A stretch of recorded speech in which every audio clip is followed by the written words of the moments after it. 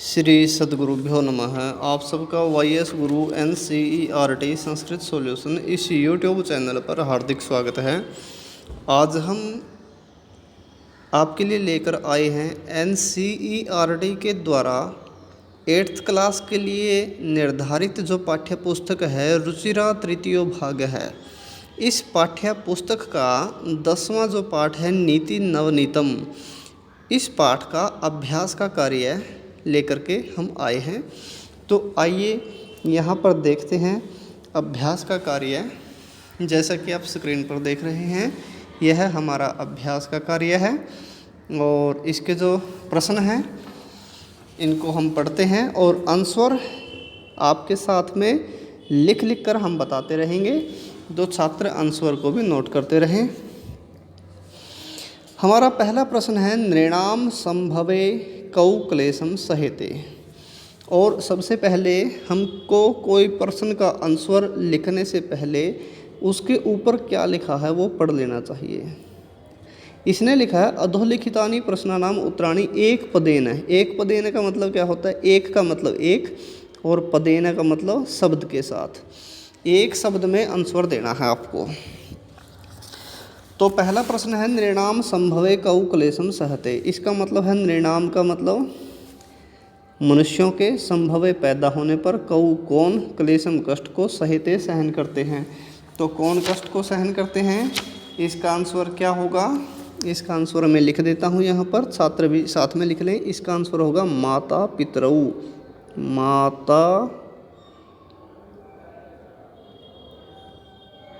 पितरऊ, ठीक है।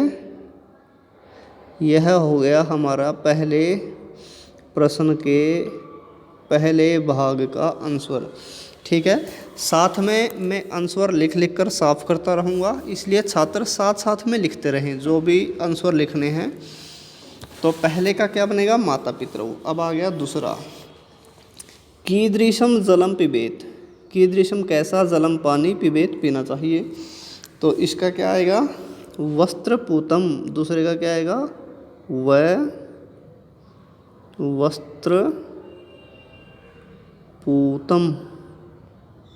उ की मात्रा त और मैं, वस्त्रपूतम आएगा दूसरे का आंसर, ठीक है। अब मैं साफ कर रहा हूँ। अब देखिए तीसरा आ गया हमारा, नीति नवनीतम पाठ है कस्मात् ग्रंथात् संकलित है। नीति नवनीत पाठ किस ग्रंथ से लिया गया है? यह किस ग्रंथ से लिया गया है?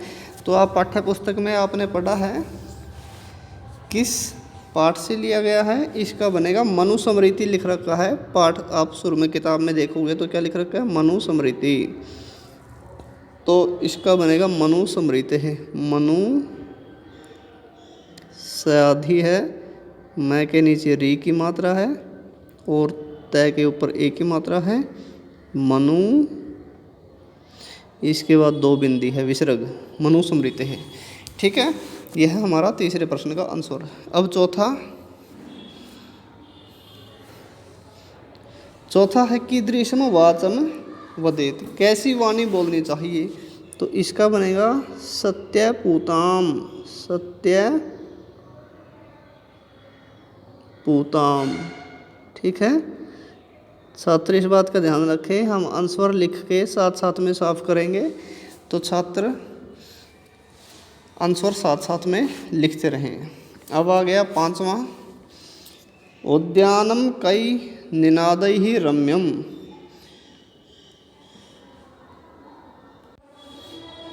यह जो प्रश्न है पांचवा, यह आपके पाठ में से नहीं है लेकिन फिर भी हम इसको करेंगे। इसका मतलब है बगीचा, उद्यान किसके ध्वनि के साथ सुंदर लगता है? तो किसकी ध्वनि से सुंदर लगता है? खगानाम। खगानाम, खगानाम का मतलब होता है पक्षियों की। भाई बगीचे में जब पक्षियों की आवाज़ होगी तभी तो बगीचा अच्छा लगेगा। इसके बाद च पर आ गया, च है दुखम किम भवति। दुख क्या होता है? यह हमारे पाठ में से है, सब कुछ दूसरे के वश में होना। तो इसका आंसर आएगा परवशम। क्या आएगा? परवशम। यह इसका आंसर आएगा कौन से का? च का, ठीक है। अब इसके बाद 6 आ गया हमारा। 6 में लिख रखा है इसने आत्मवशम किम भवति, भाई अपने अपने वश में होना क्या होता है, इसका आएगा सुखम। अपने वश में क्या होता है, अगर अपने वश में सब काम हो तो क्या होगा, सुख होगा, तो सुखम आएगा इसका आंसर 6 का। इसके बाद जय आ गया, जय में बनेगा कीदृशम कर्म समाचरित, कैसा कर्म करना चाहिए, तो कैसा कर्म करना चाहिए, मन है पूतम, मन से पवित्र, मैं न मन है पूतम, ठीक है, ये बन जाएगा जय का। इसके बाद दूसरा प्रश्न है अधोलिखितानि प्रश्नानाम उत्तराणि पूर्ण वाक्य उत्तरत, तो नीचे लिखे गए प्रश्नों के उत्तर पूरे वाक्य में देने हैं। अब पूरे वाक्य में लिखना है तो पूरा वाक्य हम लिखेंगे, लेकिन छात्रों से मैं दोबारा अनुरोध करता हूँ, उनको बता देता हूँ, छात्र साथ साथ में अपने आंसरों को लिखते रहें, क्योंकि हम साथ साथ में साफ करेंगे, फिर आपको परेशानी का सामना न करना पड़े। तो पहला प्रश्न है पाठ्यस्मिन् सुख दुःखयोः किम लक्षणम, पाठ में सुख और दुख का क्या लक्षण है, यह है पहला प्रश्न। इसका आंसर मैं ऊपर से लिखता हुआ आ रहा हूँ, इसका आंसर होगा, मैं यहाँ से लिख देता हूँ, सर्वम सर्वम परवशम दुखम, सीधी लाइन में लिखना आप, यह थोड़ा हमें इस पेज पर लिख के इसलिए दिखा रहा हूँ ताकि आपको पता लगता रहे कि कौन सा शब्द लिखने में कैसा है, क्योंकि बोलने में कुछ छात्र समझ नहीं पाएंगे।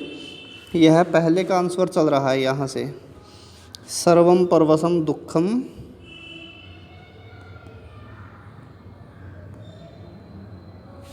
सर्वम आत्मवशम च सुखम, सर्वम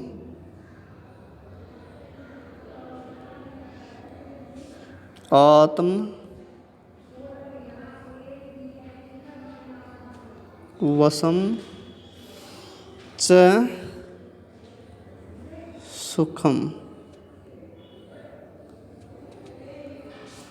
इति, और लिख सकते हैं बाद में, ऐसा यहाँ कोमे के अंदर बंद कर दो, इतना सुखम तक, ठीक है। तो ये जो हमारा इतना है यहाँ तक जो हमने लिख दिया, ये पहले प्रश्न का आंसर है, दूसरे के पहले का आंसर, ठीक है। सभी छात्र इसको ध्यान से लिख लें, सर्वम परवशम दुखम, सर्वम आत्मवशम च सुखम इति।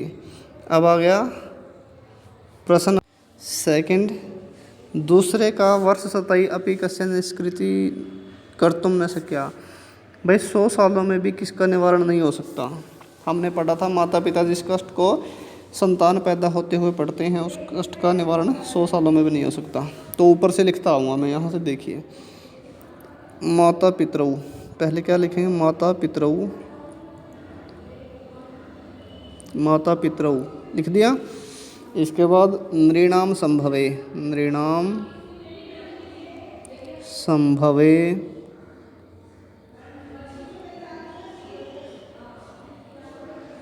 नृणाम संभवे, ब है ये, यम कलेशम सहेते, यम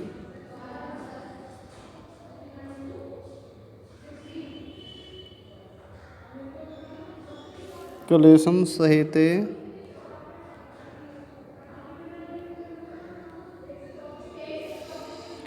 तस्य निष्कृति कर्तुम न शक्या, तस्य निष्कृति, ये स है, निष्कृति ये यहाँ पर त है,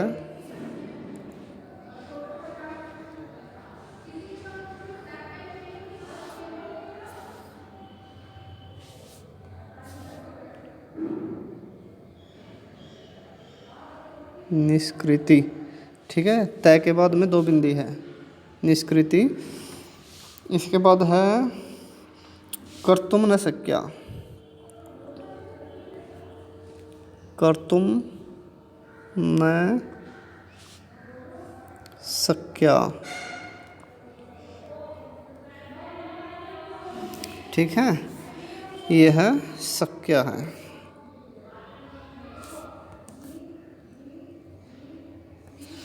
तो यह बनेगा, इतना जो आंसर बनेगा जो हमने लिखा यहाँ से लेकर यहाँ तक, ये किसका बनेगा? दूसरे प्रश्न का दूसरे भाग का आंसर बनेगा। छात्र इसको ध्यान से लिख ले। माता पिताऊ ओ माता पितरऊ, ये यहाँ पर पितरऊ है, पितरऊ, माता पितरऊ। नृणाम संभव एवं क्लेशम सहित तस्य संस्कृति कर्तुम न शक्य। भाई माता पिता जिस कष्ट को आदमी के पैदा होते हुए, संतान के पैदा होते हुए सहन करते हैं, उसका निवारण 100 साल में भी नहीं हो सकता। इसके बाद हमारा प्रश्न नंबर आ गया तीसरा।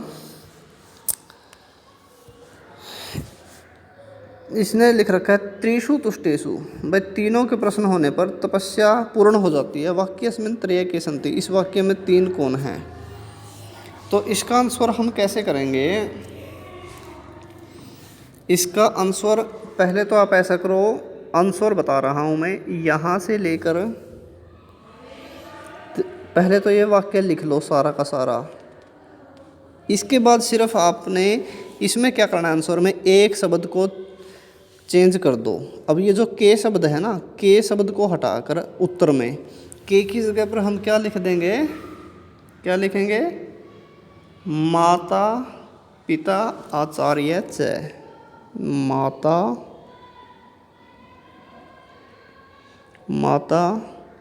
पिता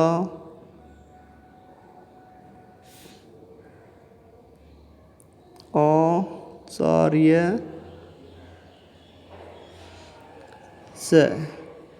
च।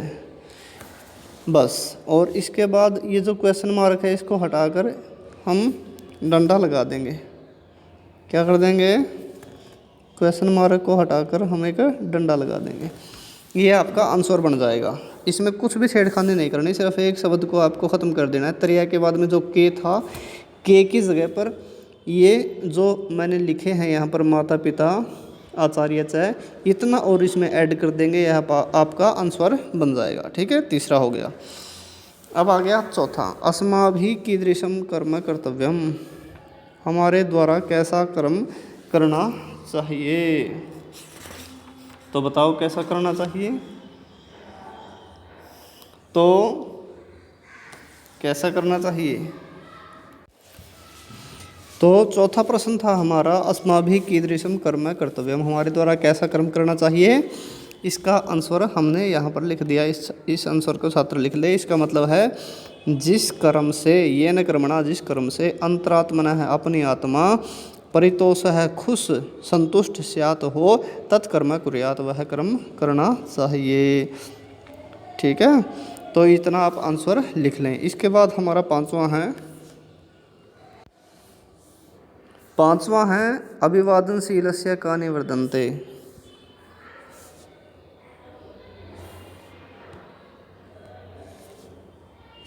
अभिवादनशीलस्य कानि वर्धन्ते, भाई अभिवादन करने वाले की क्या बढ़ती हैं। अब इसमें अगर जब आप आंसर लिखेंगे तो आपको कुछ नहीं करना, सिर्फ एक शब्द को आपको ख़त्म कर देना है। ये जो कानी शब्द है इसको आप ख़त्म कर दो। ये साफ कर दिया, इसको हटाकर इसकी जगह पर आपको क्या लिखना है? आयु विद्या यशो बलम से। ठीक है, इतना आप लिख देंगे और अंत में क्वेश्चन मार्क की जगह डंडा लगा देंगे, पूर्ण विराम। ये आपका आंसर बन गया, अभिवादनशीलस्य आयु विद्या यशो बलम च वर्धन्ते। ठीक है, छात्र इसको ध्यान से लिख लें। अगला है दूसरे का लास्ट च। दूसरे का है च, सर्वदा केसाम प्रियम कुर्यात्, सदा किसका प्रियम का मतलब भला करना चाहिए। तो इसमें भी हम क्या करेंगे, सिर्फ एक शब्द को हटा करके दूसरे 3 शब्द और जोड़ देंगे। ये केसाम मैंने हटा दिया, केसाम की जगह पर क्या लिखेंगे? मातुः पितुः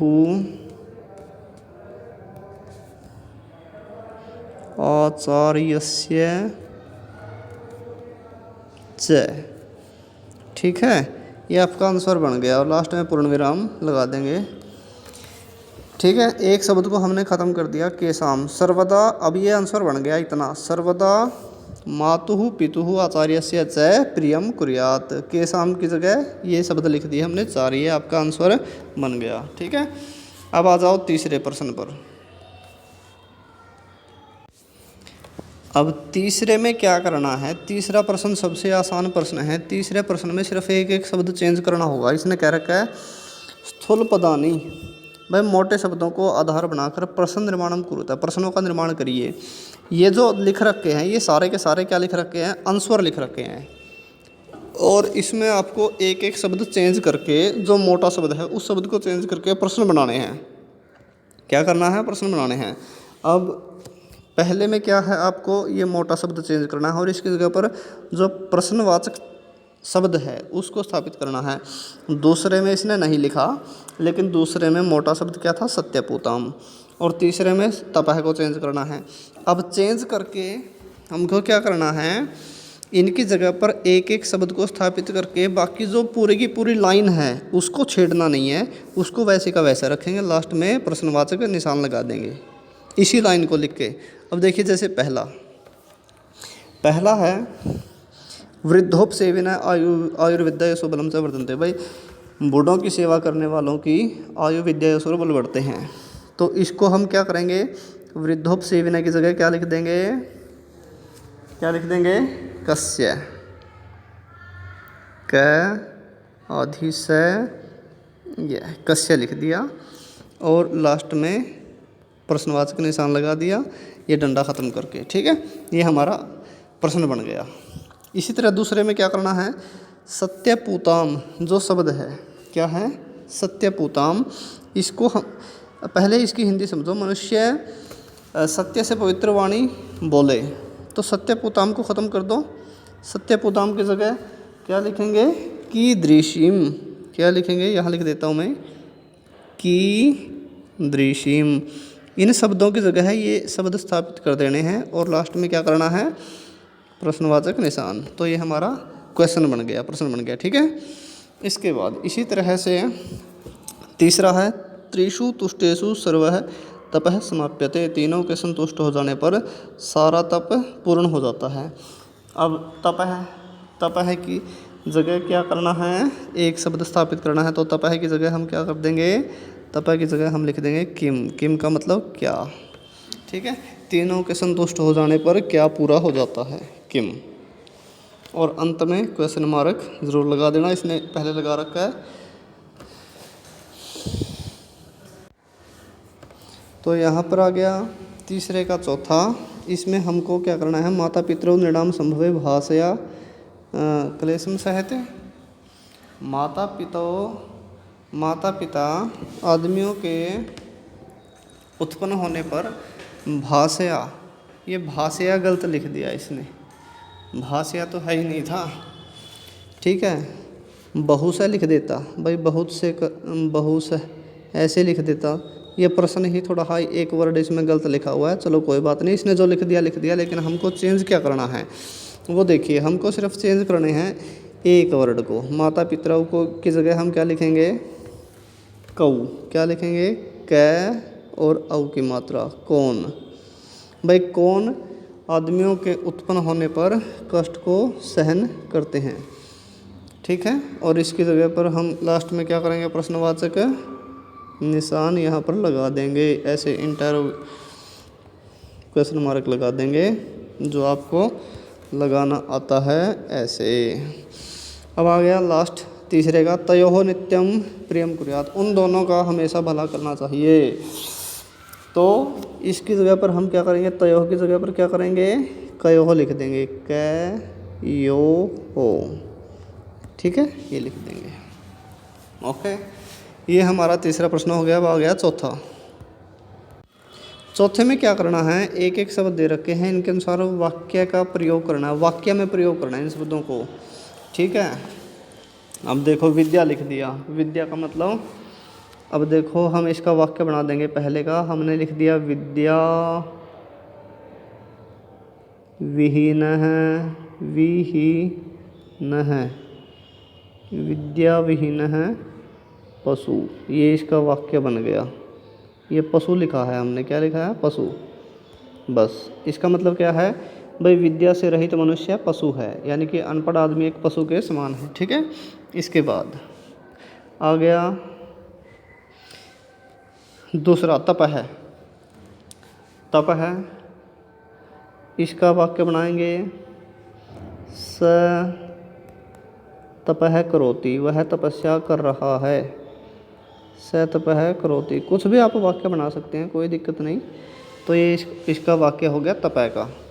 अब आ जाइए तीसरा। तो तीसरे का हम समाचरित आचरण करना चाहिए, तो इसका हम लिख देंगे सदा। तीसरे वाले का बता रहा हूँ मैं, सदा साधु। साधु का मतलब होता है अच्छा, साधु मीन्स क्या होता है? अच्छा। समाचरित, यानी कि ये वाक्य जो है ना, इन शब्दों को लेकर के बनाने हैं। जो ये शब्द आपको दे रखे हैं, ये तय हलंत है। इसका मतलब क्या है? जो मैंने वाक्य लिखा है, हमेशा अच्छा आचरण करना चाहिए। ठीक है, ओके। ये डंडा है, यहाँ लास्ट में डंडा लगा दें, पूर्ण विराम कहते हैं। अब आ गया जी परितोष है। परितोष है, तो परितोष है का हम वाक्य बनाएंगे। इसका यहाँ ऊपर वाक्य लिख रहा हूँ मैं, जीवने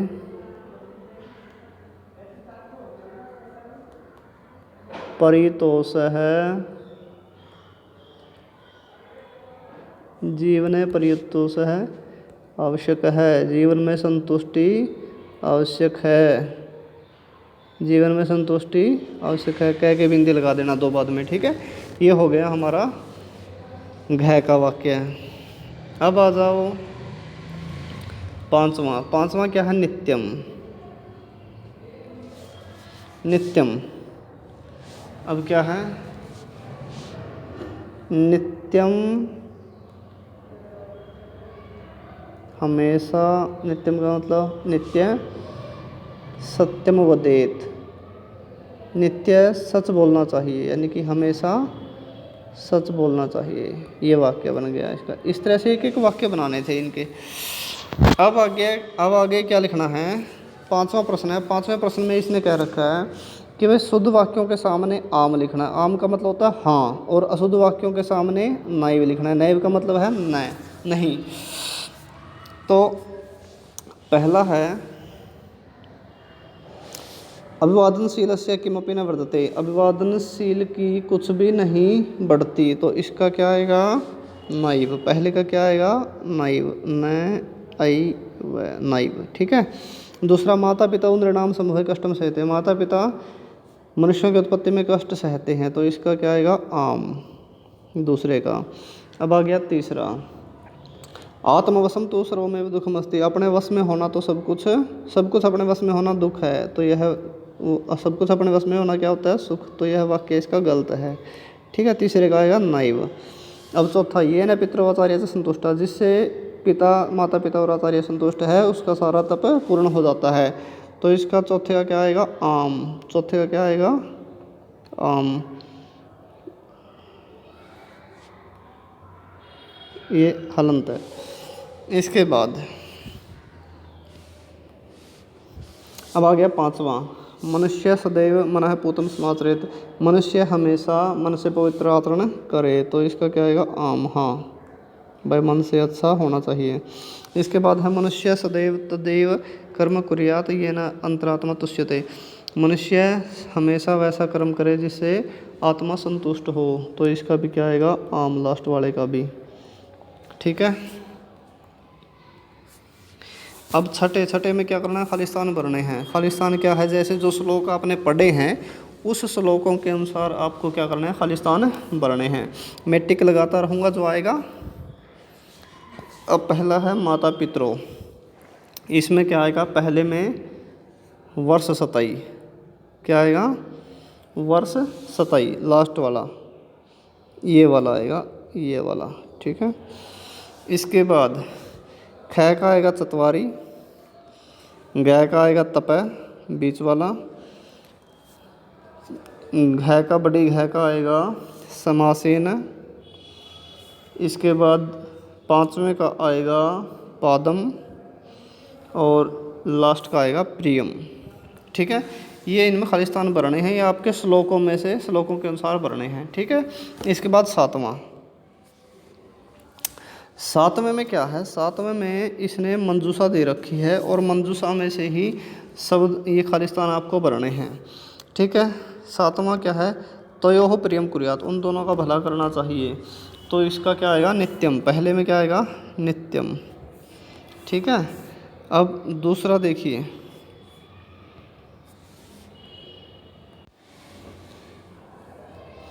यहाँ ये आ गया खालिस्तान कर्म करिष्यसि तादृशम फलम प्राप्स्यसि, जैसा कर्म करोगे वैसा फल प्राप्त करोगे। तो इसमें आएगा यादृशम। दूसरे में क्या आएगा, यादृशम, द है ये दृशम। इसके बाद तीसरा, वर्ष शतई अपि, 100 सालों में भी अपि आएगा। इसमें क्या आएगा, अपि। ठीक है, तीसरे में। चौथे में आएगा तेषु त्रिषु तुष्टेषु, तेषु एव। चौथे में आएगा एव, यहाँ लिख देता हूँ मैं लास्ट में चौथे का। ठीक है, एव। पाँचवें में आएगा यथा राजा तथा प्रजा, इसका आएगा यथा, य थ आ, यथा। ठीक है, तो थ है ये, क्या है ये, थ, यथा राजा। इसके बाद है यावत सफल न भवति तावत, इसका आएगा ता व त, कि भाई जब तक सफल नहीं होते तब तक परिश्रम करो। तो यहाँ तक था हमारा 10वें पाठ का जो नीति नवनीतम है, इस पाठ का अभ्यास का कार्य। मैं छात्रों से आशा रखता हूँ कि आपको हमारी ये वीडियो ज़रूर पसंद आई होगी। सभी पाठों के इसी तरह एक एक वर्ड मीनिंग के अध्ययन के लिए हमारे साथ निरंतर जुड़े रहिए और हमारे इस चैनल को ज़्यादा से ज़्यादा सब्सक्राइब करें, लाइक करें, शेयर करें, कमेंट करें। धन्यवाद। जय तु संस्कृतम, जय तु भारतम।